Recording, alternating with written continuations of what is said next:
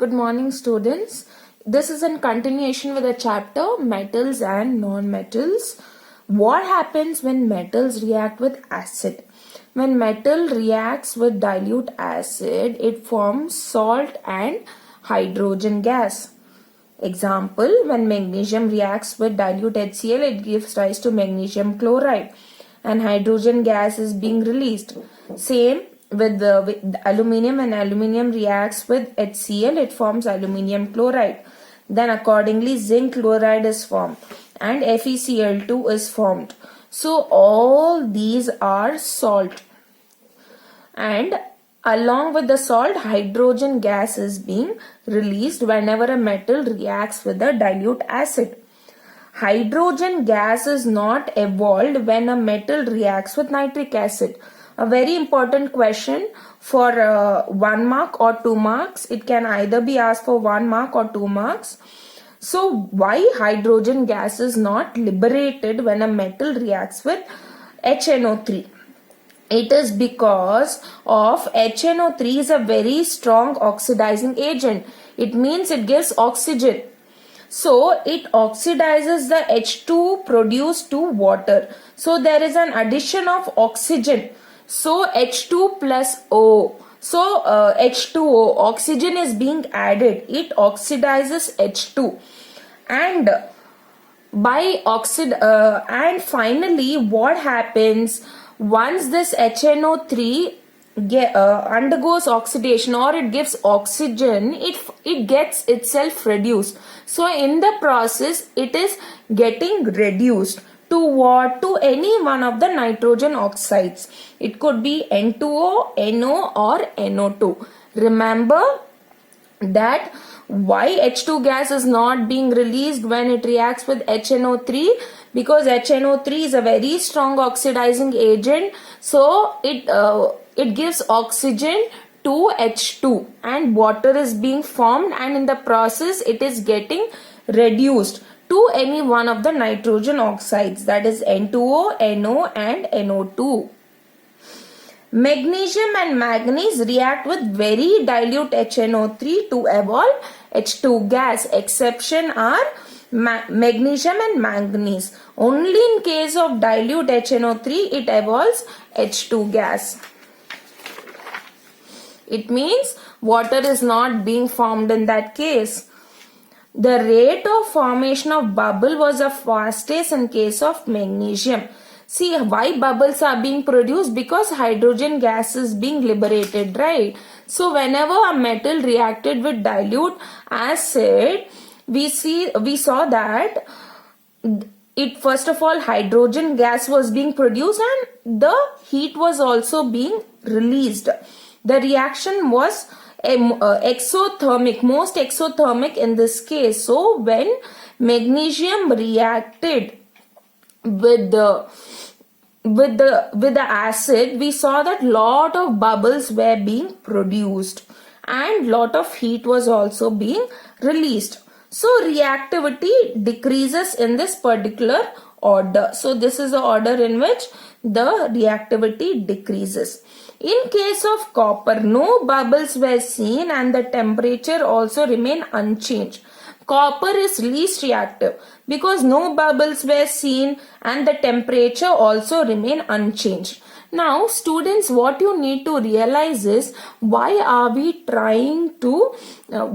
studying this reaction with water, reaction with air, reaction with an acid, so that we can derive at the reactivity series. We want to know which metal is highly reactive, which is least reactive. That's why we are trying to react metal with certain substances so that we can derive at the reactivity series. How do metals react with solutions of other metal salts? Reactive metals can displace a less reactive metal from their compounds in solution or molten forms. Displacement reactions give better evidence about the reactivity of metals. It is simple and easy. If metal A displaces metal B from its solution, it is more reactive than B. Students, I don't want to explain it once again. In chapter number 1, I was explaining to you about different types of a reaction. In that, I had explained to you about displacement reaction.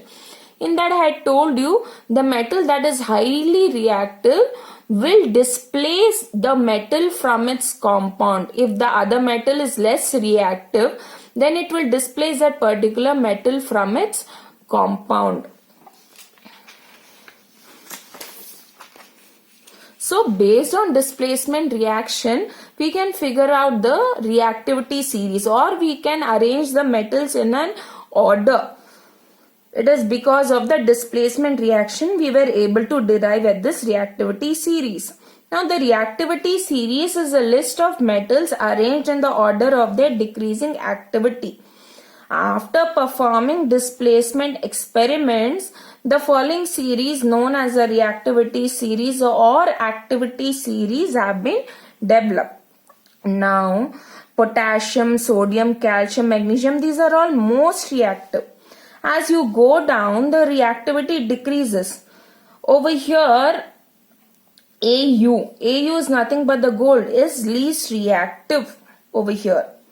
So, based on this, we can figure out which particular metal is reactive or which is least reactive. Now, these are few of the activities that is given in your textbook. Activity 3.1. Take samples of iron, copper, aluminium and magnesium. Note the appearance of each sample. Clean the surface by rubbing them with sandpaper. First of all, why we need to clean them with the sandpaper? Because they would have reacted with the oxygen to form a layer of oxide. Correct. So, because of which the sheen would have decreased. Now, when you're rubbing it with sandpaper, we are removing that oxide layer. Explanation. Metals like iron, copper, magnesium, sodium are reactive metals.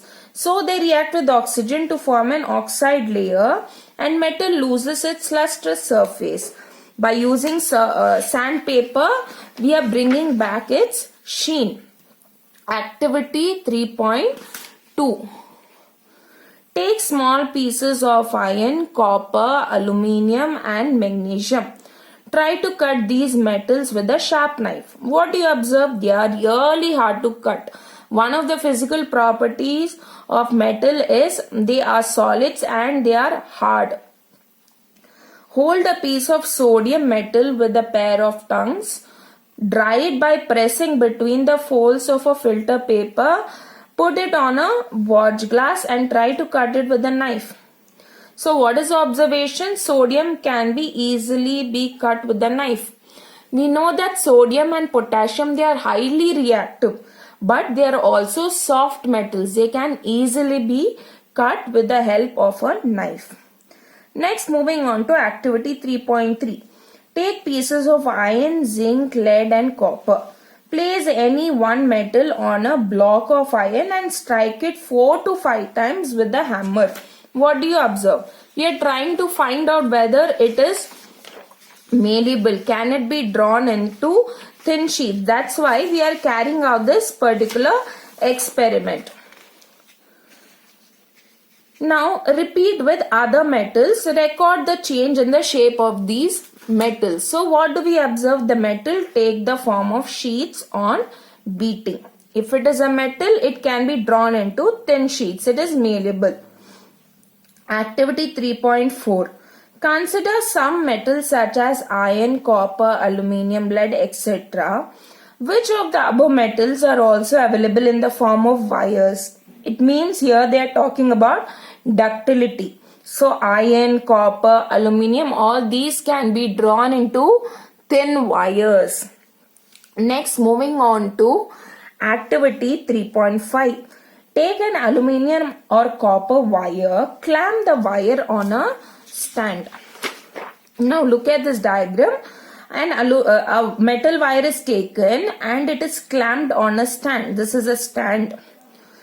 Clamping means you are fixing it. Then fix a pin to the free end of the wire using wax. So this free end of the wire, what we are doing is we are fixing a pin using a wax. Now you are heating the wire. Okay, using a spirit lamp, candle, or a burner near the place wherever it is clamped. What do you think will happen after some time? We know metals are good conductor of heat. So slowly the wax will melt and the pin will fall down. But what happens to the metal? Metal becomes hot, but it will not melt. So here metals are good conductors of heat. That's why we see the wax melts and the pin will fall down. But whereas over here the metal gets heated up, but it does not melt.